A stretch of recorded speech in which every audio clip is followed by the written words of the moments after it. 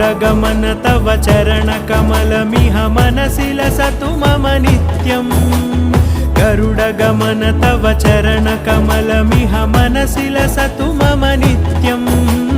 मनसि लसतु मम नित्यं मम तापमपाकुरु देवा मम पापमपाकुरु देवा मम तापमपाकुरु देवा मम पापमपाकुरु देवा